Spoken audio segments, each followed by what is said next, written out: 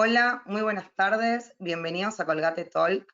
Mi nombre es Mara Casal, soy parte del equipo de Relaciones Profesionales Argentina. Le damos la bienvenida a nuestra webinar. En primer lugar, queremos agradecerles en nombre de todos los que hacemos el equipo de Relaciones Profesionales CONOSUR Argentina por el acompañamiento en este webinar, así como también agradecerles a los doctores la atención que nos prestan en nuestras visitas remotas, en nuestra nueva modalidad de trabajo en la actualidad. Aquellos doctores que deseen recibir la visita pueden enviar sus datos al mail relaciones-profesionales@colpal.com y dejarnos sus datos para que nuestro equipo de visitadores los contacte.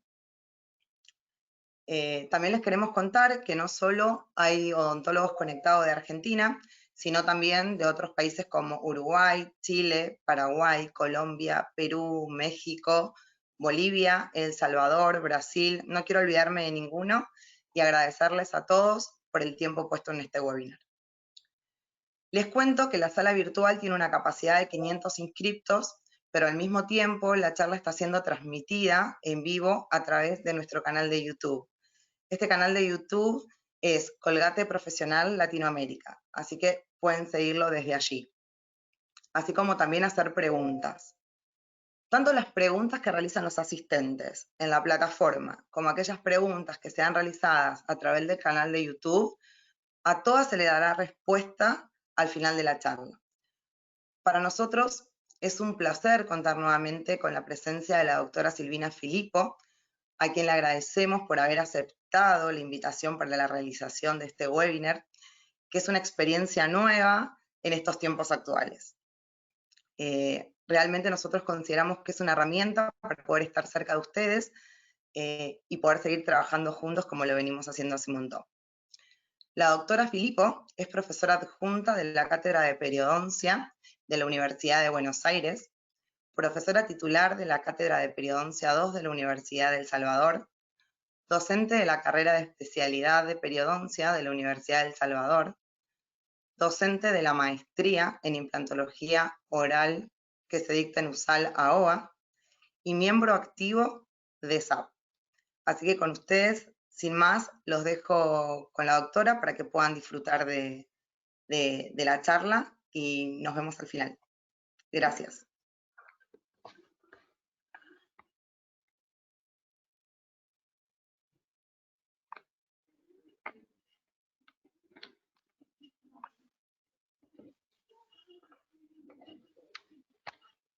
Bueno.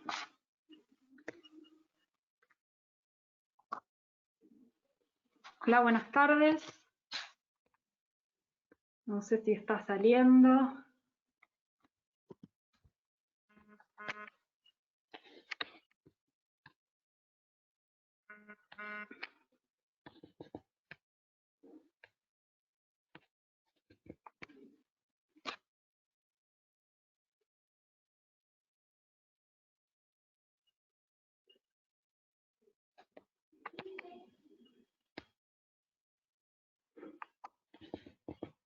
Ahí está.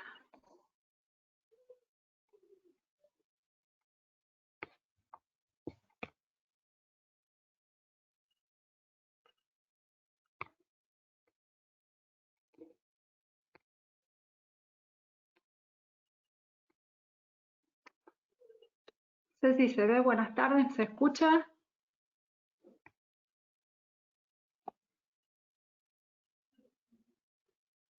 Sí, Se Silvina, escucha y se ve, se doctor. ve. Adelante, por favor.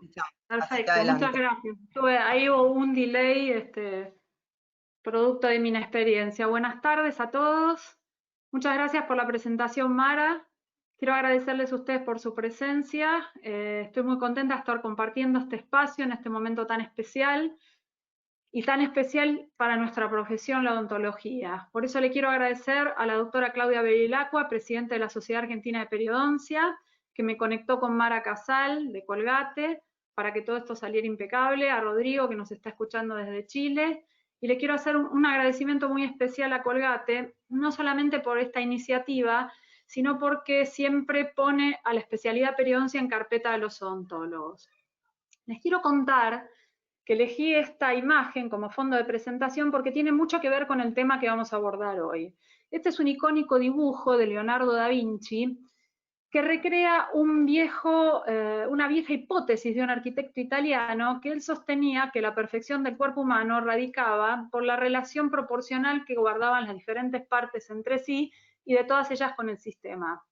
Cuando uno mira este dibujo, realmente se hace como difícil pensar que esta correlación anatómica no tenga una contraparte fisiológica, que obviamente la tiene, y por lo tanto todo esto no se pueda correr hacia lo patológico. Es decir, parece como inocente pensar que las diferentes patologías del sistema no tengan relación entre sí.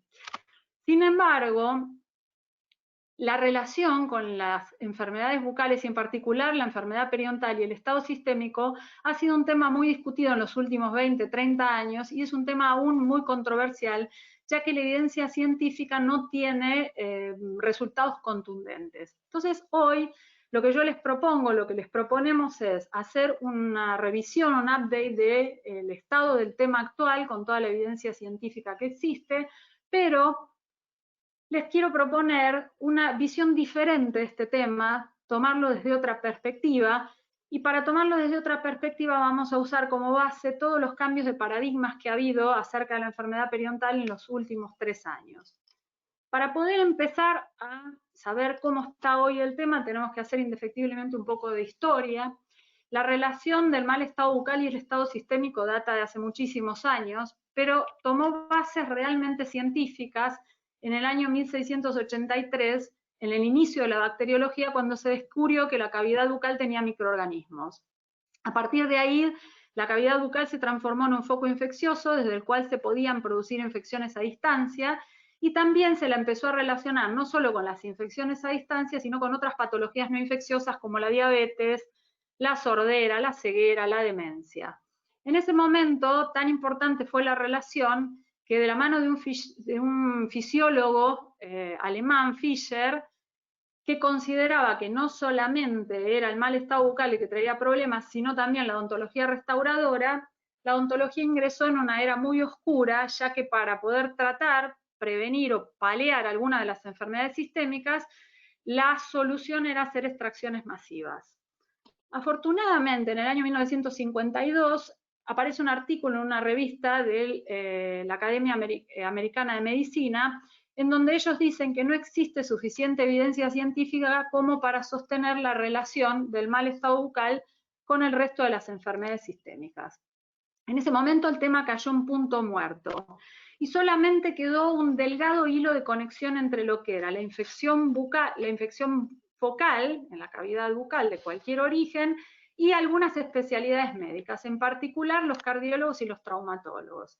Y esta conexión se sostenía a través de la bacteriemia. En el día de hoy a ustedes les debe pasar en el consultorio que siguen derivando pacientes, los médicos, principalmente cardiólogos y traumatólogos, antes de hacerle alguna intervención quirúrgica, para pedirle que localicen focos sépticos de riesgo.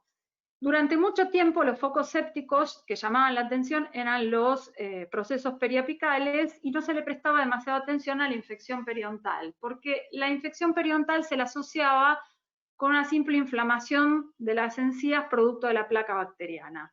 Pero a partir de 1990 aparecen nuevos conceptos en la enfermedad periodontal, en lo referido a la etiopatogenia de la enfermedad periodontal, y la enfermedad periodontal se transforma en una infección compleja, mixta, con un predominio de gram negativos anaerobios, en donde los patógenos que se empezaron a identificar no solamente tenían factores de virulencia que podían destruir los tejidos periodontales, sino que además tenían la posibilidad o factores que les permitían penetrar en las células. Les voy a mostrar una foto que a mí me encanta, que es una foto del libro del doctor Linde, que es una reconstrucción tridimensional de la célula epitelial, que es esto que se ve en gris medio transparente, y ahí están marcadas el A con una sonda de hibridación de ADN de color verde y con una sonda de hibridación de adenina específica para cualquier grupo bacteriano de color rojo. La coloración brillante significa que la bacteria está sobre la célula adherida. La coloración más velada significa que la bacteria penetró en la célula. Esta es una evidencia más que contundente Pero también estudios de laboratorio mostraron que los diferentes patógenos periodontales tienen mecanismos para poder invadir las células, pero además traspasar la célula epitelial, adherirse al colágeno y poder pasar a la circulación. Esto es lo que se estudia en laboratorio o en animales de experimentación, pero también hay evidencias en humanos de la posibilidad de que las bacterias pasen a sitios remotos. Se encontraron bacterias gingivales, bacterias de origen periodontal, que tenían una correlación genética, es decir, que se sabía que venían desde la cavidad bucal. Se la encontró en placas ateromatosas, en placenta, en el feto, en el meconio, en líquido amniótico, en cordón umbilical, en infecciones intrauterinas. Y también hay una prueba indirecta, podríamos decir, de la presencia de estos microorganismos en circulación con el aumento de inmunoglobulinas anti estos patógenos, no solamente en forma local, sino también a nivel plasmático. Pero la atención de la enfermedad periodontal no solamente estaba puesta en las bacterias, sino también que estaba puesta en la respuesta del huésped. A partir de la década del 90, el huésped se transformó en un coactor activo en la destrucción tisular a través de la liberación de citoquinas proinflamatorias, intermediarios químicos de la inflamación, que no solamente servían para disparar el proceso inflamatorio y perpetuarlo, sino que también destruían tejidos. Y también se vio en ese momento que estas citoquinas y estos intermediarios podían pasar a la circulación, producir estimulación a nivel hepático con la liberación de las proteínas de la fase aguda. Todo esto redundaba en el efecto de la elevación en plasmática de las citoquinas y de los intermediarios inflamatorios. También se hicieron pruebas en humanos. En el caso de estudiar ciertos intermediarios inflamatorios plasmáticos en humanos es un poco más complicado saber de dónde vienen porque muchas enfermedades, muchos procesos infecciosos o muchos procesos inflamatorios que coexistan en el individuo elevan este tipo de intermediarios. Sin embargo, una prueba un poco más certera es medir estas citoquinas previo al tratamiento periodontal y volverlas a medir después del tratamiento. Y muchos trabajos encontraron una disminución de estos intermediarios después del tratamiento periodontal. Entonces, ahora la enfermedad periodontal no se transformaba solamente en una carga bacteriana local y sistémica, sino que también se transformaba en una carga inflamatoria y sistémica. En ese momento empezaron a surgir un montón de trabajos de investigación de la relación de la enfermedad periodontal con muchas condiciones. Hay un trabajo publicado en el año 2016 en el Journal of Clinical Periodontology que hace una revisión de la bibliografía, no de los resultados, sino de la bibliografía. Y llegaron a analizar que se había estudiado la relación de la enfermedad periodontal hasta con 57 enfermedades sistémicas, las cuales se mapean en este filograma. Este filograma es lo mismo que se hace para construir la evolución de una especie bacteriana, lo hicieron para ver cómo progresaban las publicaciones en esta materia. Y vieron que había una proyección geométrica, que aumentaban geométricamente con el tiempo. Y las patologías que más atención despertaron fueron las patologías cardiovasculares, las patologías metabólicas, especialmente la diabetes mellitus, y también se le dio mucha atención a las complicaciones del embarazo. De estos tres tópicos hay publicados 6.000 artículos hasta el 2016. Obviamente yo no me los leí todos, pero me tomé la libertad de seleccionar algunas revisiones, 4 reviews narrativas, entre las que aparece un libro que publicó Colgate en el año 2011 que surgió de un consenso de reuniones de líderes de opinión, que tuve la suerte de participar de alguna de ellas, y las reviews sistemáticas, todo lo que sean reviews sistemáticas que voy a citar son tomadas de la base de datos de Cochrane. Y lo que les recomiendo especialmente es que ahora en junio sale publicado el periodontology, ya está online el Periodontology 2000 de junio, el volumen 83, que se dedica todo acerca de la relación de la enfermedad periodontal con nuevas enfermedades. Cuando nosotros hablamos de relación, nos estamos refiriendo a la relación de riesgo. Y para poder evaluar relación de riesgo, los diseños experimentales son los casos controles, los longitudinales y los de intervención. Ahora rápidamente vamos a hacer un repaso de cuáles son los resultados de los trabajos más importantes, empezando por la evidencia que hay en partos prematuros y restricción del crecimiento fetal. Y me gustaría hacer como una especie de línea de tiempo para ver cómo el tema fue evolucionando, para ver cómo llegó a estos días. Si hablamos de trabajos transversales hasta el año 2012, fíjense que la mayoría de los trabajos transversales encuentran diferencias significativas, pero hay un número interesante de trabajos que no la encuentran.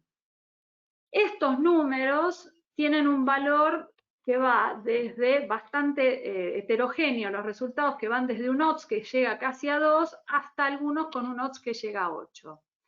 Cuando vemos los trabajos longitudinales, hasta el año 2018, hay un comportamiento parecido en donde hay muchos que encuentran diferencias con riesgos relativos también altos, pero con resultados muy heterogéneos. Y algunos, como los que están recuadrados, que no encuentran diferencia. Cuando vamos a hablar de los trabajos de intervención, que recordemos que los trabajos de intervención son los que tienen el máximo nivel de evidencia científica cuando hablamos de factores de riesgo, cito una review sistemática en donde se evalúa el efecto que tiene el tratamiento perinatal previo al parto respecto del peso del bebé. Y se divide en dos cortes, cuando el bebé tiene menos de 1,5 kg y cuando el bebé nace con menos de 2,5 kg. En ninguno de los dos, en el caso del 1,5 kg no se encuentran diferencias estadísticamente significativas y en la otra corte sí se encuentra una diferencia estadísticamente significativa. Cuando evaluamos el pretérmino, entonces se divide en 3 cortes.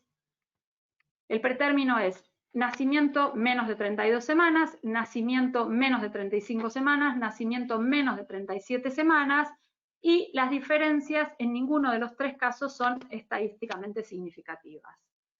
La conclusión al día de hoy es que la evidencia es consistente porque las publicaciones casi todas encuentran relación, pero débil desde el punto de vista numérico, lo cual hace sospechar que la relación es dudosa o puede ser como dudosa que sea de riesgo.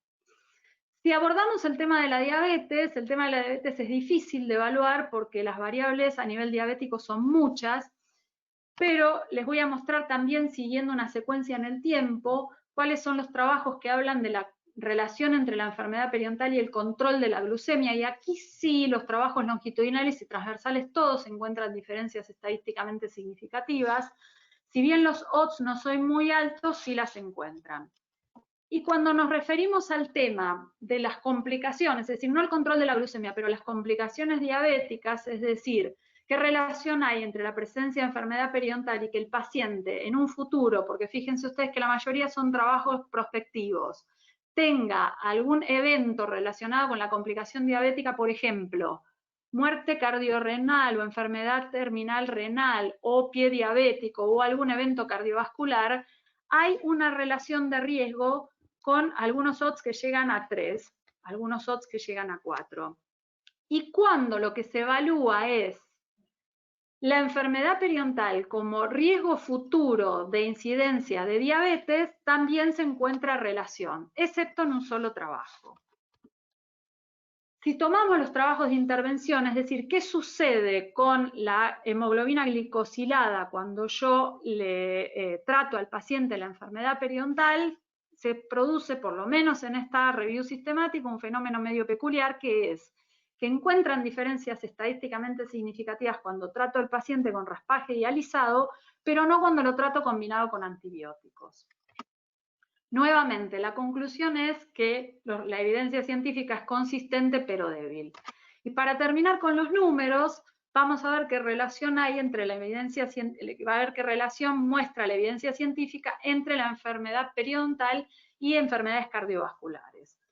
Todas estas variables se midieron, yo les voy a hacer una especie de mix, también siguiendo una cronología en el tiempo, y vamos a ver que desde el año 89, donde se publicó el primer trabajo, que este fue el trabajo que dio el puntapié inicial para empezar este tipo de publicaciones, desde el año 89 hasta el año 2001, tanto los trabajos longitudinales como los prospectivos como los transversales, la mayoría encuentran evidencia que relaciona a ambas patologías. Y a medida que avanzamos en el tiempo, pareciera ser como que la bibliografía es más coherente en encontrar y sostener esta relación, salvo un trabajo en el año 2003 que no lo encuentra. Pero cuando citamos un trabajo de intervención, es decir, ¿qué sucede cuando yo trato la enfermedad periodontal y esto es evidencia indirecta porque no relacionan el tratamiento de la enfermedad periodontal con el evento cardiovascular o con la enfermedad cardiovascular, sino con un marcador que es la proteína C reactiva. ¿Qué sucede cuando yo trato al paciente con enfermedad periodontal si baja la proteína C reactiva y las diferencias no son estadísticamente significativas? Y nuevamente, la conclusión es que la relación es consistente pero débil. Por eso yo les decía al principio que el tema es sumamente controversial.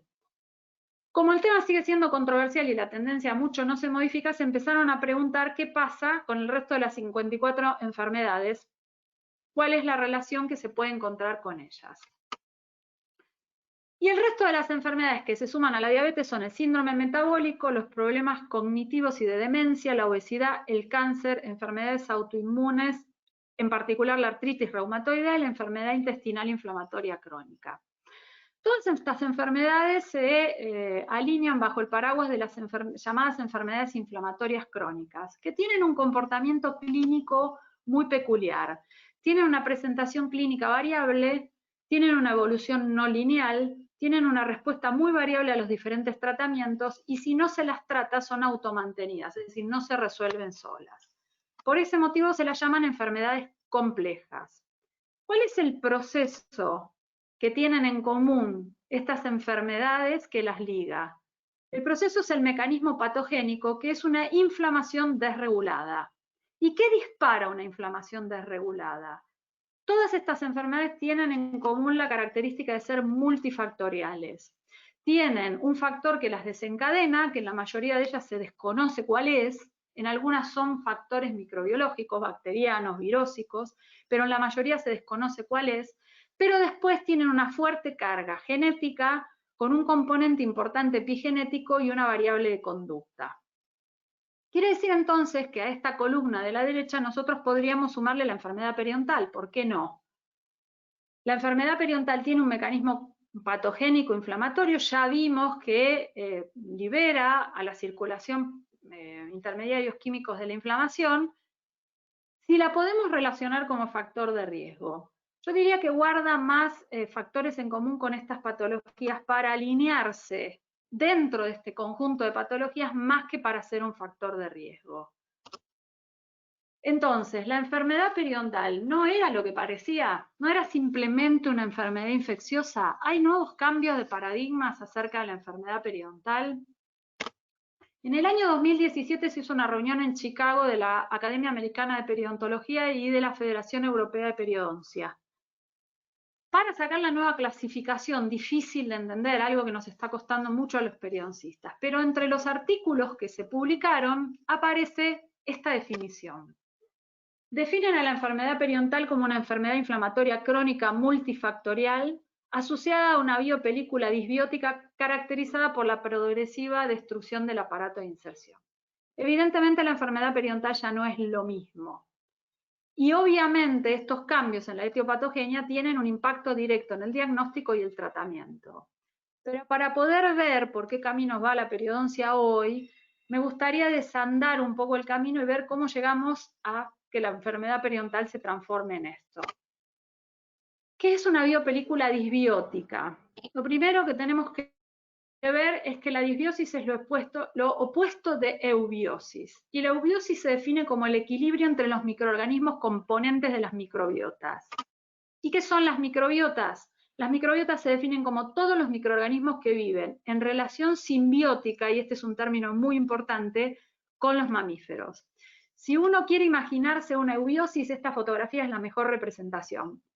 Yo no les voy a decir qué órgano es, pero sí les voy a decir que esta es una técnica molecular que se llama Q-FISH, que es hibridación in situ con sondas de DNA fluorocromadas. Es decir, lo que hibridaron acá fueron todas las bacterias que conforman la microbiota de este órgano. Y esto, en el diario donde salió publicado, aparecía con un epígrafe que decía la fiesta de las microbiotas del ser humano, que realmente parece una fiesta. Esta fiesta o este equilibrio se mantiene siempre y cuando las bacterias guarden ciertas condiciones. Las microbiotas tienen que tener alta densidad, es decir, muchas bacterias, para evitar que otras de afuera ocupen nichos. Gran diversidad, es decir, mucha cantidad de diferentes especies. Entre estas especies que colonizan la microbiota va a haber bacterias buenas y bacterias malas. Pero para que estas bacterias se lleven bien tiene que haber una proporcionalidad entre las diferentes especies. Pero lo interesante a tener en cuenta es que este equilibrio es dinámico y está siempre influido por factores intrínsecos y extrínsecos. Esto se llama equilibrio interbacteriano. Y este equilibrio interbacteriano no es solamente en el aspecto físico, sino también que en la funcionalidad. El equilibrio interbacteriano da a las bacterias de manera individual una fortaleza de conjunto, es decir, esto se llama sinergismo polimicrobiano y este sinergismo polimicrobiano le da ventajas al conjunto y a cada bacteria independientemente. Pero del otro lado tenemos al sistema inmune. ¿Y qué pasa con el sistema inmune? El sistema inmune le enseñaron que tiene que responder frente a lo amenazante. Frente a lo amenazante monta una respuesta inflamatoria, una respuesta adaptativa que controla la noxa y la elimina. Pero ¿qué pasa cuando las bacterias de la microbiota que son amenazantes son necesarias para la vida? Cuando yo les dije que había que hacer hincapié en que era una relación simbiótica, la simbiosis es una relación en donde ambos se benefician, pero son mutuamente vitales, es decir, el que se muere mata al otro. Las bacterias, los microbiotas, son tan elementales que cumplen funciones que no están codificadas en el genoma humano. Cuando se decodificó el genoma humano en el año 2000, se encontraron ciertas funciones que no estaban codificadas en él y sí las encontraban en el genoma bacteriano. Por ejemplo, estas que aparecen en pantalla. El metabolismo de la glucosa en el páncreas contribuye con funciones cognitivas y cerebrales, con la digestión, con el procesamiento lipídico y de ciertas drogas. Quiere decir entonces que el sistema inmune se encuentra en una gigante encrucijada, porque esto que es amenazante es necesario, con lo cual si el sistema inmune no reacciona, está en permanente riesgo de patología, y si el sistema inmune reacciona, está con riesgo de una inflamación crónica sostenida. Para resolver este problema, el sistema inmune generó una especie de, como yo le digo a los chicos cuando les explico en la facultad, una especie de sucursal del sistema inmune que lo puso vecino a todas las mucosas, inclusive en la cavidad bucal, que está conformado por barreras, por secreciones y por un tejido que tiene infiltrado linfocitario que está vecino a todos los epitelios. ¿Cuál es la función? La función es aprender a tolerar a la microbiota, pero estar alertas para prevenir una infección y para montar una vigorosa y rápida respuesta ante la invasión microbiana. Pero todo este sistema necesita una extrema regulación. Cuando yo hablo con los médicos, cuando hablamos de estos temas con los médicos, que uno como odontólogo trata de llamarle la atención al médico y decirle, por favor, ayúdennos a ser preventivos, derívennos a los pacientes, miren que esto puede ser un problema para ustedes también, generalmente les planteo a los médicos, si este proceso que yo les acabo de describir a ustedes que se sucede en el intestino, es igual en la boca. Y lo que yo les digo que la boca, como parte del sistema digestivo, debería hacer lo mismo, pero les cuento que esto es mucho peor, muchísimo peor. ¿Por qué? Esta foto era de un corte de lengua, porque en la cavidad bucal la microbiota es más densa, hay más microorganismos que en el intestino y además hay más especies, hay más variedad. Que en la cavidad bucal hay comunidades muy establecidas y muy organizadas, como nos mostró el doctor Sokransky en el año 2001, que se organizan de manera tal que se las puede distinguir e identificar en formas de complejos, y podemos identificar y distinguir complejos benéficos y patógenos. Pero que en la boca hay un terrible problema que no hay en ninguna otra parte del cuerpo, que es el diente. El diente, cuando hace erupción, perfora las mucosas y genera una solución de continuidad que no se recupera nunca más. Se convierte en un órgano transmucoso. Este órgano transmucoso además permite la colonización de los microorganismos sin perturbaciones y hace que las infecciones de la cavidad bucal estén asociadas a biopelícula. Ustedes recuerden que la biopelícula es un modo de adhesión bacteriana que no solamente permite que las bacterias se peguen fuertemente a la superficie dentaria, sino que además se hacen inaccesibles a los tratamientos y a las defensas del huésped. Los médicos saben que cuando se infecta una válvula, cuando se infecta un catéter, no tienen otra opción que sacarlo porque esas infecciones a biopelículas no pueden ser controladas con antibióticos. Y del otro lado, el periodonto de protección, que debería imitar al tejido linfoide asociado a las mucosas del intestino, pero que lamentablemente es muy primitivo en su desarrollo, ya que tiene un epitelio delgado y poroso, que el fluido gingival no es una secreción defensiva, sino que es una secreción que acerca nutrientes a la placa subgingival, y que los tejidos conectivos que deberían defendernos son primitivos, desorganizados y no están muy infiltrados por linfocitos, sino que su célula principal es el polimorfo nuclear. Con lo cual, la conclusión es que la salud bucal es un delicadísimo equilibrio entre el equilibrio que tienen las bacterias entre sí y con el sistema inmune, que es tolerante y regulado. Es decir, el sistema inmune está siempre al borde de reaccionar. Entonces, la disbiosis es lo opuesto de equilibrio, o lo opuesto de eubiosis es desequilibrio.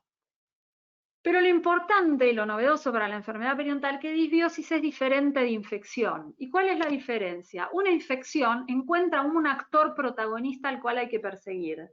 Ya sea la infección verdadera o oportunista, la verdadera con un patógeno exógeno al cual hay que eliminar y bajarlo a cero, y la oportunista con un patógeno que sobrecrece de esa comunidad de la microbiota que hay que disminuir en número, en cualquiera de los dos casos hay un protagonista que hay que perseguir. En la disbiosis esto no es así, sino que es toda la masa de la microbiota que se llevaba bien con nosotros, toda la masa simbiótica que se transforma en una entidad patógena. ¿Por qué? Porque de alguna manera se cambiaron las condiciones del medio, ya sea por factores extrínsecos o intrínsecos. Esto cambia las reglas del juego y no es que cambia el número ni la proporción, cambia el rol de las bacterias en la comunidad. Entonces ya no existe más el término patógeno y benéfico, y se acuñan otros términos para definir el rol de los microorganismos en la disbiosis. El patógeno piedra fundamental, que es un microorganismo que dispara el problema, pero dispara un problema de manera desproporcionada en relación a la presencia que tiene, y después aparecen patógenos, bacterias que lo ayudan, que se llaman simbiontes, patobiontes y patógenos accesorios. Yo me río a veces cuando leo esto porque me figuro que faltan Depredador y Alien y estamos todos juntos. Esto suena como si fuera una película de zombies, pero se los denomina así porque no se interpreta su rol como el de los patógenos y benéficos tradicionales. ¿Qué es lo que dispara un proceso disbiótico? Cualquier cosa que modifique esta relación. Los cambios del medio, como por ejemplo que el paciente empiece a fumar o se vuelva diabético, cambios genéticos, epigenéticos, el mismo patógeno fundamental o la antibiótico terapia. Uno de los factores más relacionados, por ejemplo, con las disbiosis a nivel intestinal que pueden disparar una enfermedad intestinal inflamatoria crónica es la antibiótico terapia. Pero para entender cómo funciona la disbiosis y estos microorganismos en la cavidad bucal, vamos a representar el proceso inflamatorio en la enfermedad periodontal. Partimos de una encía sana, le permitimos al paciente acumular placa bacteriana. En el proceso de acumulación de placa bacteriana se produce un proceso inflamatorio, una respuesta lógica y normal del organismo frente a la presencia de las bacterias pegadas a la superficie del diente. Esta respuesta inflamatoria es lo que dispara el medio disbiótico. Cuando se dispara el medio disbiótico, la porfiromona gingivalis empieza a trabajar expresando sus factores de virulencia. Y lo primero que hace es paralizar al sistema inmune, inhibiendo la respuesta inflamatoria. Pero tiene un serio problema la porfiromona gingivalis. Necesita la inflamación para poder sostener su función. Entonces le pide colaboración a bacterias que habitualmente en periodoncia son benéficas, como el mitis, pero que frente a esta situación se transforman en un patobionte y tienen como función sostener la respuesta inflamatoria estimulada para que pueda sobrevivir el patógeno piedra fundamental. A estas bacterias se le suma el patógeno accesorio, como es la Bellonera párvula, que siempre fue un benéfico y necesario para la periodoncia, y hoy se transforma en una especie en donde se detectó que puede liberar factores de virulencia. ¿Esto conduce indefectiblemente a una periodontitis? La respuesta es no. Nos falta la contraparte, la colaboración del otro actor que es el huésped, que se define como que manifiesta una enfermedad inflamatoria crónica. ¿Qué es una enfermedad inflamatoria crónica? Nosotros pasamos de salud, en donde tenemos una respuesta normal y tolerante, a gingivitis, en donde tenemos una respuesta protectiva, regulada y resolutiva. Esta respuesta se puede sostener en el tiempo, el paciente pelea para ganarle espacio a las bacterias y las bacterias pelean para ganarle espacio al huésped, pero el huésped puede y sostiene esta relación a través del tiempo. Pero existe un grupo de pacientes y la prevalencia es cada vez mayor, la enfermedad periodontal está aumentando su prevalencia a nivel mundial, que no tiene la capacidad de sostener esta relación y desencadena una respuesta desregulada y destructiva. Cuando hablamos de respuesta desregulada y destructiva, tiene un montón de aristas para recorrer. Puede ser que funcionen mal los polimorfonucleares, pueden ser que funcionen mucho, liberando muchos intermediarios químicos de la inflamación. Puede ser que falle la resolución, y la falla de la resolución es hoy un objetivo terapéutico. Ustedes saben que la resolución del proceso inflamatorio no es un mecanismo pasivo, sino que involucra la liberación de intermediarios químicos. Igual que la inflamación necesita intermediarios químicos para iniciarse, la resolución necesita intermediarios químicos para resolver. Por ejemplo, las resolvinas, las maresinas, las lipoxinas. Se vio que la falta de estos intermediarios químicos, y todo esto tiene que ver con el omega 3 y la buena alimentación para tener un ambiente poco inflamatorio a nivel orgánico, se vio que esto tiene alguna relación con la enfermedad periodontal. Por eso van a haber algunas propuestas terapéuticas al final. Y por último, puede fallar la regulación, es decir, los linfocitos T reguladores pueden no estar funcionando. ¿De dónde sale una respuesta inflamatoria desregulada? ¿Por qué algunos individuos tienen una respuesta inflamatoria desregulada? Bueno, esto tiene bases genéticas, epigenéticas y de conducta. Y me voy a permitir un espacio chiquitito para explicarles cómo es el rol de la genética y la epigenética en la enfermedad periodontal. La genética es el background que uno tiene, es toda la información que uno tiene para funcionar. Esto viene de los padres, se hereda en la mayoría de los casos. Y si bien las alteraciones genéticas, que se llaman mutaciones, se pueden producir a través de la vida, la realidad es que se necesitan generaciones para que estas mutaciones se establezcan y se transformen o se expresen fenotípicamente. Con lo cual, los cambios o las mutaciones que uno trae, las trae de familia, hereditarias, y son cambios de secuencia, que son irreversibles. Pero ustedes saben, y hay hechos estudios en gemelos univitelinos que comparten el 100% de la genética, que después, a través de la vida, no son exactamente iguales en todos los aspectos. Con lo cual, entre la genética y el fenotipo, hay una interrelación que hasta hace unos años se desconocía y que ahora tiene un interlocutor conocido que es la epigenética. ¿Qué significa esto? Uno puede tener el gen para tener determinada enfermedad, pero existen unos mecanismos que se llaman mecanismos de regulación de la expresión génica, que son estos mecanismos epigenéticos, que estos mecanismos de la regulación de la expresión génica están modulados por los mecanismos epigenéticos, es decir, que los mecanismos epigenéticos tienen la posibilidad de indicarle al gen si se va a expresar o no se va a expresar. Lo interesante que tienen los cambios epigenéticos es que se pueden adquirir a lo largo de la vida, es decir, no se necesitan generaciones para que se den. Son cambios reversibles, con lo cual son posibles de modificar y se dan por agentes bastante simples y cotidianos como un microorganismo, la edad, el hábito de fumar o la dieta. Estos factores epigenéticos terminan dando como resultado la expresión de la enfermedad.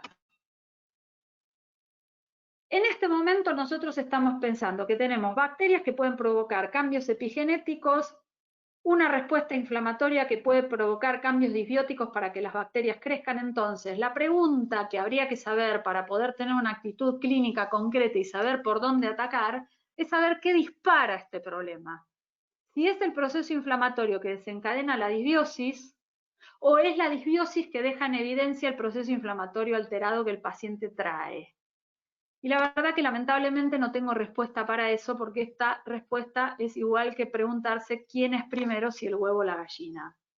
Sin embargo, podemos hacer un análisis bastante crítico de la enfermedad periodontal hoy, dándonos cuenta que el fenotipo periodontal que nosotros tenemos en el consultorio sentado es una combinación azarosa de todos estos factores. Y es nuestra función en el momento del diagnóstico tratar de dilucidar cuál es el perfil del paciente que nosotros tenemos para poder llegar a un tratamiento exitoso. Entonces, La enfermedad periodontal es una enfermedad inflamatoria crónica multifactorial asociada a una biopelícula y se mostró a través de todo lo que yo les acabo de presentar. ¿Cuál es la implicancia médica? ¿Qué le puedo explicar yo a un médico respecto de esto? ¿Qué le puedo decir? La realidad es que viendo los resultados de los trabajos, es difícil poder presentar a la enfermedad periodontal como factor de riesgo. Sin embargo, como en la enfermedad periodontal subyace el mismo mecanismo patogénico que en todas estas patologías y comparten el mismo comportamiento clínico, además de los mismos factores de riesgo, podríamos decir entonces que la enfermedad periodontal debería ser sumamente preocupante para los médicos porque puede dejar de ser un factor de riesgo, pero se transforma en una comorbilidad.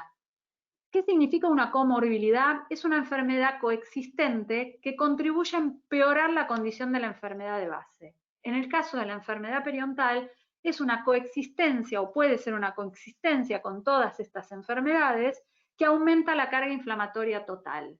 Y prueba de ello es, por ejemplo, este trabajo que está publicado en una revista narrativa, está publicada en el Periodontology 2000, en donde se puede ver claramente cómo se potencia el aumento de los niveles de intermediarios químicos inflamatorios en la circulación cuando se combina la enfermedad periodontal con la diabetes tipo 2. ¿Y qué implicancias ontológicas tiene todo este tema? Y la implicancia más fuerte que tuvo este tema fue el cambio de la clasificación. Este cambio de la clasificación tiene hoy directamente para nosotros un impacto en el diagnóstico y en el tratamiento, porque tuvimos que cambiar la mirada de la enfermedad.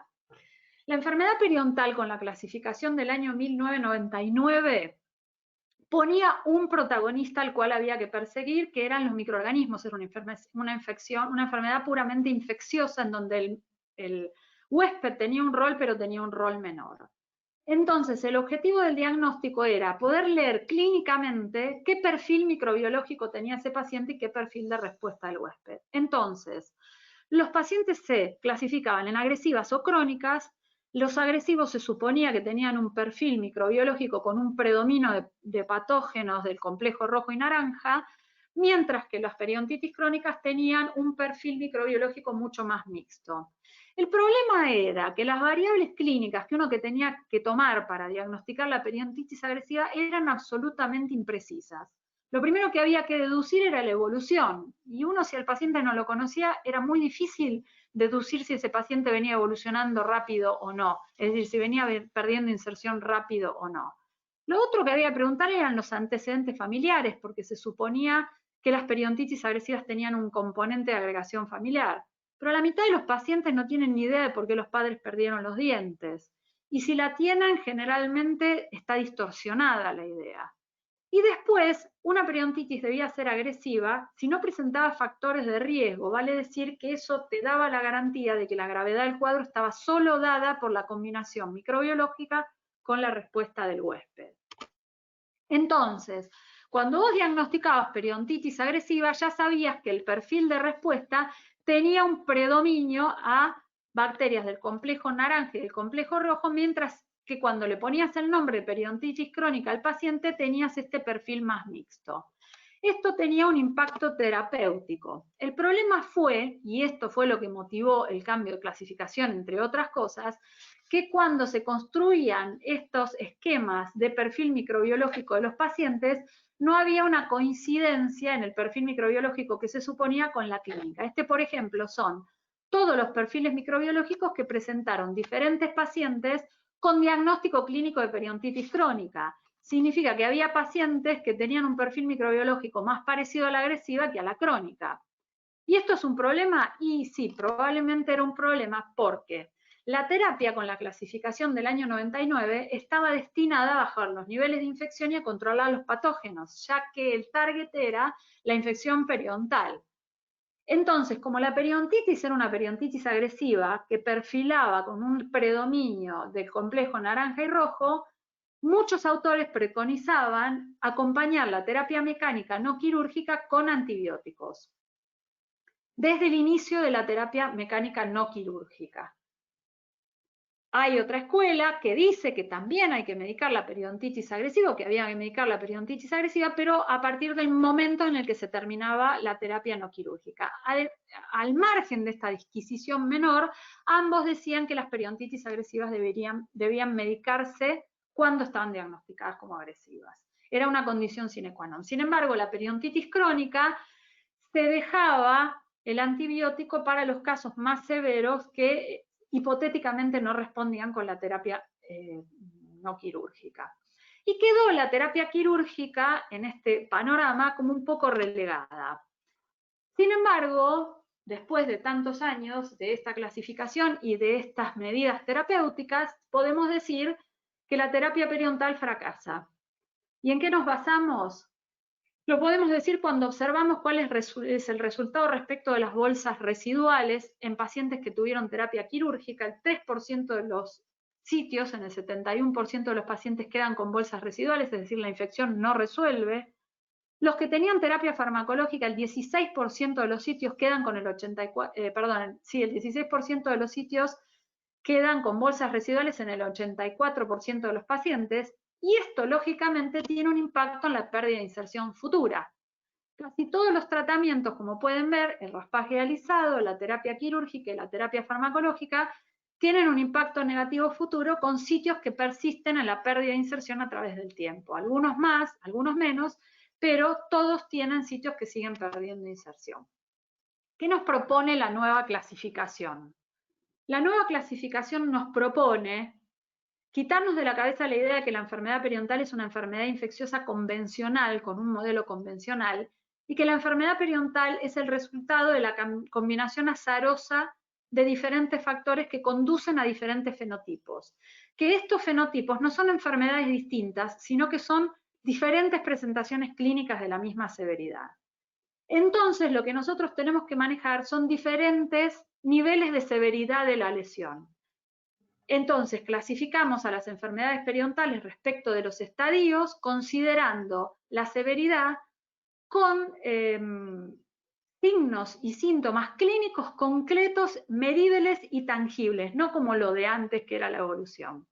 Y a eso le sumamos cuán complejo es el tratamiento. Una vez que tenemos esos datos de dónde está el paciente y cuán complejo va a ser su tratamiento, le sumamos todas las complicaciones que ese cuadro tiene, que nos va a dar una sensación de futuro y de pronóstico. Esos son los grados. Yo le agrego a la severidad de la lesión las razones que yo especulo por las cuales el paciente está en esta situación. Con los estadios decido el tipo de tratamiento, con los grados proyecto un pronóstico futuro. Entonces ahora sí, me salgo de la evidencia científica y me permito pensar un poco en voz alta algunas conclusiones que puedo sacar de la nueva clasificación. Esta nueva clasificación me da pie a reconsiderar nuevamente la terapia mecánica no quirúrgica, cuyo objetivo es la desorganización de la microbiota disbiótica con una modificación del medio que me permita la recolonización del surco de manera no presionada, no como un antibiótico que me presiona la recolonización del surco. Yo permito que el surco se recolonice espontáneamente con las bacterias que necesita colonizarse. Prueba de eso son estos dos PAI que vienen de un trabajo de Magda Férez, en donde si ustedes ven cómo es el resultado de la microbiota en salud comparado con después de la terapia básica, van a ver que es muy semejante. Esto cuestiona la utilización de antibióticos en la enfermedad periodontal, o por lo menos cuestiona la utilización de antibióticos de rutina en ciertos cuadros clínicos. Si yo comparo los PAI de raspaje alisado y el de salud, y a los dos los comparo con el de antibióticos baja tanto la carga bacteriana que inclusive se transforma en una proporción que no guarda demasiada relación con la proporción de los microorganismos en salud. Es decir, la proporción que se recupera con el raspaje alisado no es la proporción que se recupera con los antibióticos, y la del raspaje alisado es más parecida a la de salud. Con lo cual es más ecológico, podríamos decir, raspar que dar antibióticos. Pero también pensando en voz alta y para abrir un poco la mente, a la medicación antibiótica se le están empezando a sumar otros proyectos de acompañantes terapéuticos de la enfermedad periodontal que no sean mecánicos, como los probióticos que están en etapa de experimentación, los AINES que están en etapa de experimentación. ¿Se acuerdan cuando yo les decía que se descubrió que hay una falta de resolución de la enfermedad periodontal con lipoxinas? Bueno, los AINES tienen como objetivo este punto. O la administración de inmunomoduladores, que muchos están en experimentación y otros están retomando interés como el Periostat. Para cerrar, y que se puedan ir con sus familias, agradecer a mis perros que no ladraron, que tenía pánico de que ladraron. Les puedo contar que en la periodoncia tenemos muchas dudas, tenemos muchos fracasos, existe mucha incertidumbre, pero que todos estos fracasos y estas dudas no nos hagan tomar decisiones apresuradas. A veces nos hacen tomar decisiones muy apresuradas. Recordarles que los implantes también tienen problemas, que la enfermedad periodontal es factor de riesgo para la periimplantitis y que a veces uno le tiene miedo al diente comprometido periodontalmente y la realidad es que a pesar de los fracasos que yo les mostré, el éxito del tratamiento periodontal siempre es mayor que el éxito del tratamiento con implantes. Y hacer alguna reflexión respecto de que sí en periodoncia una cosa es segura. Y en periodoncia sabemos seguro que el acúmulo de placa conduce a una gingivitis. Dudamos de que todas estas gingivitis, no dudamos, sabemos de que todas estas gingivitis no van a terminar en periodontitis, pero sí sabemos que provocan inflamación. También sabemos que la ausencia de placa sostiene a los pacientes saludables. Un paciente que controla bien la placa no va a tener problemas seguro. Y también sabemos, como este caso me prestó el doctor Braco, que el control de placa bacteriana con los controles periódicos sostienen la salud periodontal lograda por el tratamiento, con lo cual el control de placa bacteriana es predictor de estabilidad. Entonces, la certeza más importante que seguimos teniendo en periodoncia es el control de la placa supragingival. Entonces, me gustaría terminar con una frase de un médico con el que yo hablo a veces por el tema de las enfermedades inflamatorias crónicas, que él me dice que ellos se sienten atados de manos porque se dan cuenta que no tienen los conocimientos suficientes para prevenir y que ellos saben que en las enfermedades complejas es más predecible la prevención que la acción.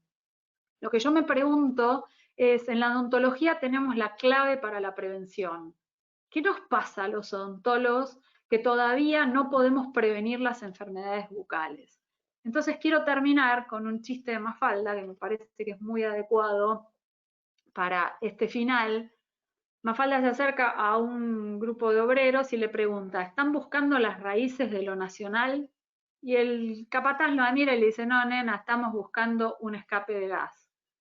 Entonces Mafalda se va pensando, como siempre lo urgente no deja tiempo para lo importante. Es genial todo lo que se investiga en periodoncia, pero es genial también que recordemos que podríamos evitar tener los implantes, podríamos evitar estar pelándonos la cabeza con los métodos regenerativos o si el antibiótico es mejor o peor, si tomáramos realmente conciencia de que estas enfermedades sincera y realmente pueden prevenirse. Por ahora no tengo más que decir, me parece que ya hablé suficiente, ahora tengo que conectarme con alguien. Andas Mara por ahí, muchas gracias a todos por acompañarme. Te espero. Hola, ¿Cómo estás? Ahora nos vamos a ver. Bien. Bueno, acá tengo muchas preguntas para hacerte. No me digas, bueno, ahí estamos. Ahí me proyecto, no sé, ¿aparezco o no aparezco? Ahí estoy. Hola, ¿qué tal? Hola, Buenas noches, ahora me ven. ¿Bien? Bien. Bueno, buenísimo. Si querés arrancamos con las preguntas. Les agradecemos a todos por las preguntas que nos hicieron. Por una cuestión de tiempo vamos a responder la mayor cantidad de preguntas posibles. Sabemos que algunas se pueden extender en la respuesta. Así que bueno, arrancamos. La primera pregunta es, ¿cuál es el principio que sustenta la relación entre la diabetes y la enfermedad periodontal? Bueno, la diabetes y la enfermedad periodontal sabemos que es una relación de doble vía. La diabetes es factor de riesgo para la enfermedad periodontal, es un factor de riesgo probado y es sobre el que nosotros actuamos en el tema de la prevención y del control de la infección, es decir, el paciente tiene que ser asesorado y tiene que concurrir al médico porque es necesario para que el tratamiento periodontal funcione. Y la relación inversa, como yo ya les mostré, es difícil de demostrar, sin embargo, se sabe que para la diabetes, las infecciones son factor de riesgo para el control de la glucemia, es decir, es difícil controlar la glucemia con una infección presente, con lo cual la enfermedad periodontal respecto al control de la glucemia se conformaría en una comorbilidad, y además, toda esta oleada de proceso inflamatorio, la diabetes tiene mucho que ver con la enfermedad inflamatoria sistémica, y si, como vimos en la diapositiva, encontramos que hay un aumento del proceso inflamatorio sistémico por la enfermedad periodontal, digamos que el nexo biológico que las liga está más que probado. Perfecto. Queríamos saber qué opinión le merece el uso de antimicrobianos en colutorios de enjuague bucal y cuáles son los mejores para usted. Con respecto a los colutorios, yo siempre tuve una postura muy crítica respecto de la administración de fármacos, ya sea colutorios o antibióticos. Lo de antibióticos lo puse en evidencia recién. Sin embargo, hay situaciones clínicas en las que indefectiblemente tenemos que usar colutorios cuando son pacientes que tienen algún problema o alguna discapacidad, pacientes con complicaciones para el control de placa bacteriana, porque realmente la acción primaria en la prevención de la enfermedad periodontal, a ver, es tan difícil a veces tratar exitosamente la enfermedad periodontal que la clave está, como yo les venía diciendo, en la prevención. Entonces, en algunos casos la utilización de antisépticos o colutorios me parece que están indicados y los indicamos de hecho. Además, ¿no? Sumado a las clásicas indicaciones que son las posquirúrgicas y todas esas, están indicados. La clorexidina y el cetilpril, que no me sale nunca el nombre. Esos dos son los que me parece que son los que están mejor posicionados en la evidencia científica para usar como colutorios. Perfecto. Otra pregunta es, ¿se ha visto gran diferencia en la microbiota bacteriana que provoca periodontitis entre niños y adultos? ¿Me recomendás algún sitio donde pueda complementar la charla?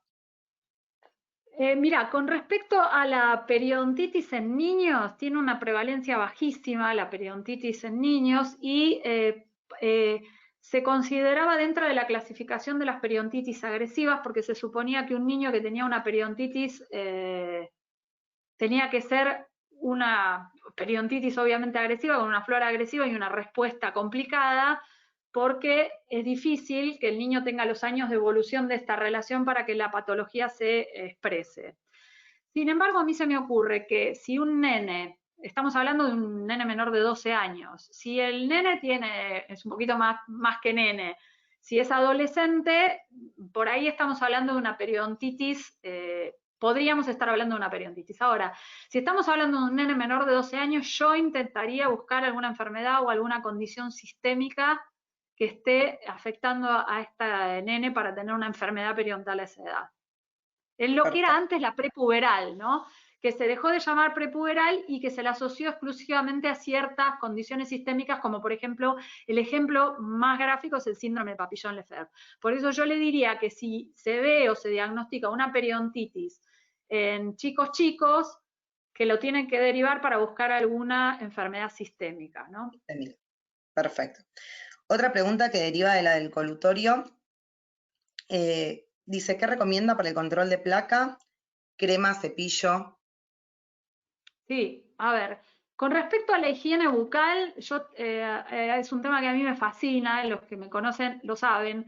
La higiene bucal es un tema complejo, parece una niñedad, pero es un tema complejo. Yo siempre preconizo que la higiene bucal la tiene que enseñar el odontólogo, no le tienen que dar un papel al paciente, no le tienen que dejar que le enseñe la televisión, y que la higiene bucal es personalizada. Entonces, el cepillo, el dentífrico, la frecuencia y la técnica dependen de las características del individuo. La higiene bucal tiene que tener siempre tres elementos básicos que no pueden faltar jamás, que son el cepillo, el dentífrico y el elemento de higiene interdentario. Después de todos los catálogos, se va a elegir el que le corresponda a cada paciente en particular. Pero estos 3 elementos tienen que estar siempre. Perfecto. Otra pregunta dice, ¿podríamos decir que no existe relación entre la enfermedad periodontal y los partos prematuros? Podríamos decir que existe una relación con un principio biológico que lo sustente porque se encuentran bacterias en líquido amniótico. Podemos decir que particularmente un intermediario químico de la inflamación, que es la prostaglandina 2, que pasa a la circulación y puede provocar un parto prematuro. Digamos que la posibilidad biológica existe. Ahora, el problema es que para poder hacer una relación de riesgo tienen que dar los números, y cuando los números no dan, es porque se sospecha que esa relación de riesgo no sea tal. Igual, lo que yo le decía a los obstetras, más allá de que la relación de riesgo exista o no, yo un día le pregunté a una obstetra qué haría si el paciente que llega, a la paciente llega a consultarle y ve que tiene un absceso en un dedo. No le dice nada, lo deja que transcurra o lo deriva directamente al médico infectólogo para que haga algo. Bueno, esto es igual. El paciente tiene que concurrir al odontólogo para controlarse porque sabemos que el embarazo es factor de riesgo para la gingivitis y sabemos que también la enfermedad periodontal es potencial factor de riesgo para las complicaciones obstétricas. Bueno. Otra pregunta es, ¿cuál es la relación entre caries y paciente con bypass coronario? A la miércoles, no tengo ni idea. La verdad que Bueno, no sé. La verdad que no sé, tampoco entiendo mucho el principio biológico que lo sustenta. Digamos, los factores de riesgo tienen como condición primera tener un principio biológico que lo sustente. Es decir, tiene que haber alguna conexión entre las bacterias que provocan la caries y el, ¿qué me dijiste? y el bypass coronario. Y el bypass coronario. Es decir, algo de los pacientes que tienen bypass coronario tiene que estar generando que haya un cambio, o en la cavidad bucal respecto, por ejemplo, de la acidez, o en la microbiota asociada a caries. O por ahí en la dieta del paciente. Primero hay que encontrar eso. No sé si existe, se los debo. Lo tendría que buscar. Bueno, para la próxima.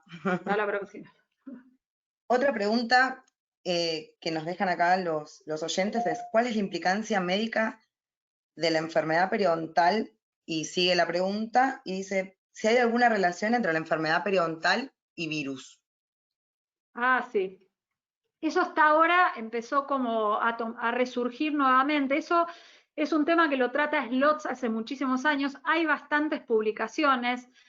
Existen los virus en la microbiota. Existe el herpes virus, el Epstein-Barr y el citomegalovirus. Se encuentra en la microbiota bucal. Inclusive se cree que el efecto del aumento de la virulencia de algunas bacterias que no son habitualmente patógenas se deba a fagos, es decir, virus que estén infectando, entre comillas, a la bacteria patógena. Ahora, en este Periodontology 2000 hay todo un capítulo acerca de los virus y él inclusive propone el tratamiento con antivirales. La realidad es que me faltan algunas respuestas biológicas para poder realmente responsabilizar a los virus de alguna de las presentaciones clínicas de la enfermedad periodontal. Yo no estaría todavía tan segura. Hay un Perfecto. artículo entero en el Periodontology de eso. Si le interesa el Bueno, tema, está bueno para leer. y están pidiendo mucha bibliografía para poder seguir la charla, así que bueno, Sí, después vamos a... después lo pasamos. Esta pregunta es sobre epigenética. La persona pregunta, si bien hay factores que desencadenan, por ejemplo, el tabaco, Sí. la respuesta inflamatoria, hay factores o de protección que Ah, estimulan dicha defensa. Por ejemplo, dice que ella había escuchado sobre la dieta en pacientes oncológicos. sí, a ver, con respecto a la dieta en pacientes oncológicos, me parece que viene por varios lugares. Uno de los lugares por los que viene es que hay toda una tendencia acerca de los antioxidantes y la relación con muchas enfermedades sistémicas. Entonces, una dieta que tenga antioxidantes es una dieta que puede mejorar las condiciones. Los cambios epigenéticos sí pueden ser para bien o para mal, porque el cambio epigenético prende y apaga cualquier gen. a través de un mecanismo químico que se llama acetilación y metilación del ADN, entre otros. Hay un montón de mecanismos porque pueden ser a diferentes niveles de la transcripción. Ahora, el hecho de que la dieta puede influir, lógicamente que la dieta puede influir para bien y para mal. Yo no sé en el tema oncológico, seguramente porque la epigenética está muy íntimamente relacionada con el tema oncológico, pero no sé cómo ni para bien ni para mal puede producir efectos la dieta en los temas epigenéticos. ¿Sabés dónde también tiene que ver la dieta con la epigenética? En la obesidad. Ustedes saben que la obesidad se está especulando que tenga mucho que ver con las disbiosis intestinales. Y los cambios epigenéticos asociados a las bacterias disbióticas intestinales tienen relación también con la obesidad, y la dieta tiene que ver con los problemas intestinales y con la obesidad. Así que sí, debe tener relación. No sé con el tema oncológico. Bueno. También este Periodontology 2000 tiene un capítulo entero de cáncer, también. Bueno, vamos con las últimas 2 preguntas, así también te dejamos descansar a vos. No hay problema. Una pregunta es, fuerza excesiva en el cepillado. ¿Cómo afecta la microbiota? ¿Por qué muchas veces provoca retracción gingival? Bien. El primer comentario es que en la nueva clasificación llegan a la conclusión de que no hay evidencia científica suficiente para atribuir el cepillado como causa de recesión gingival. La realidad es que el cepillado tiene tantas variables que es difícil encontrar cuál de las variables del cepillado puede ser la responsable de la recesión gingival. Si la fuerza, si la frecuencia, si el cepillo. Lo concreto es que las dos variables más relacionadas con la recesión gingival son la fuerza y la frecuencia. Y yo me quedaría más con la frecuencia que con la fuerza. ¿Cuál fue cómo era el resto de la pregunta? ¿Por qué provocaba la retracción gingival? La recesión gingival, el cepillado la provoca por un mecanismo que combina la fuerza con la condición anatómica. Ustedes fíjense que las recesiones gingivales se producen siempre en lugares en donde la tabla ósea vestibular, generalmente en vestibular, es muy delgada. En esos lugares el cepillo genera un trauma directo, mecánico, que hace que la encía genere un micro proceso inflamatorio que reabsorbe el hueso. Como el hueso en esa zona es sumamente delgado, la reabsorción ósea que se produce es completa, y entonces la encía en un biotipo gingival delgado se retrae. Quiere decir que para que haya retracción gingival vos necesitas la combinación de varios factores. El biotipo gingival delgado, que va acompañado de una cresta ósea delgada, y un cepillado excesivo en cualquiera de sus variables. Bueno, vamos a responder algunas de YouTube, que tenés una audiencia muy, muy grande ahí también. Así que, ahora voy a hacer un video, un TikTok voy a hacer. Muy bien. Bueno, pregunta si sería exagerado decirle a un paciente periodontal, perdón, Perdón, ahí. Se perdió. Decirle a un paciente periodontal que debería tratar esta patología sí o sí para no tener riesgos coronarios. O sea, si sería exagerado decirle a un paciente que debe tratar la enfermedad periodontal para no tener riesgos coronarios. O estaríamos faltando a la verdad. En realidad, a ver, eso se lo tiene que decir el médico. Digamos, vos podés hablar de los factores de riesgo bucales, es decir, le podés decir al paciente, deja de fumar porque es riesgo para la enfermedad periodontal, deja de comer azúcar porque es riesgo para la caries. Ahora vos, como odontólogo, no le podés decir al paciente, tratate la enfermedad periodontal porque es riesgo para la enfermedad cardiovascular. Eso se lo tiene que decir el médico. Lo que sí vos le podés sugerir, es comentarle, mirá, tenés una enfermedad con estas características y en los últimos años estuvo estudiando que hay relación con algunas enfermedades sistémicas que puede perjudicar. Consultale a tu médico a ver qué sabe del tema, porque lo más probable es que te ganes un enemigo en el médico si vos le estás enseñando cosas médicas a los pacientes. Yo no les hablo nunca de esto, nunca les digo a los pacientes que es riesgo para algún problema sistémico, pero les dejo deslizar que la enfermedad periodontal puede tener alguna conexión con enfermedades, sin hablar de factor de riesgo. Yo no sé si se lo diría, creo que no. No, bueno, No, la creo última que no. pregunta de YouTube dice, ¿cómo seleccionarías una técnica de higiene adecuada para cada individuo? ¿Podrías orientarme con bibliografía, por favor? Sí, está plagado de bibliografía, sí. La técnica, no el cepillo, la técnica de higiene tiene que ver, primero con la habilidad que el paciente tiene, porque el paciente, por ejemplo, la más conocida es la técnica de Bass, no es la mejor, es la más conocida, es la más difundida, no es la mejor. La técnica de Bass necesita que el cepillo esté apoyado en una angulación determinada, si el paciente no tiene buena destreza manual, no la va a poder hacer. Tiene que ver también con el biotipo gingival y la posibilidad de este tema que estamos teniendo de tener recesiones gingivales, con lo cual hay que enseñarle por ahí una técnica invertida por lo menos durante un tiempo determinado. Tiene que ver con el tamaño de la pieza dentaria. Si la pieza dentaria es muy grande y vos le haces cepillar al paciente con una técnica de Bass, no llega a la parte incisal y se le va a empezar a manchar el diente. Si el paciente tiene una pieza dentaria muy grande y hace la técnica invertida o la horizontal, no llega a la parte gingival. Con lo cual ahí, cuando la pieza dentaria es muy grande, tenés que regular entre el cepillo y la técnica para ver cómo cubrís toda la superficie dentaria. Entonces, la técnica tiene que ver con la habilidad del paciente, tiene que ver con los tamaños y la anatomía bucal, tiene que ver con la anatomía gingival, y la bibliografía que te puedo recomendar es el libro del INDE, que tiene un capítulo que es muy interesante con respecto a eso, además de muchas publicaciones de un autor que se llama Yermo. Perfecto. Bueno, Silvina, no hay más preguntas, no te demoramos más, te agradecemos un montón por tu tiempo, por todo lo que nos transmitís. Y bueno, nada, muchísimas gracias. Gracias a todos los que se conectaron. Les vuelvo a recordar que aquellos doctores que quieren recibir la visita de manera virtual pueden mandar el mail a relaciones-profesionales@colpal.com. Así que, bueno, gracias a todos. Chao.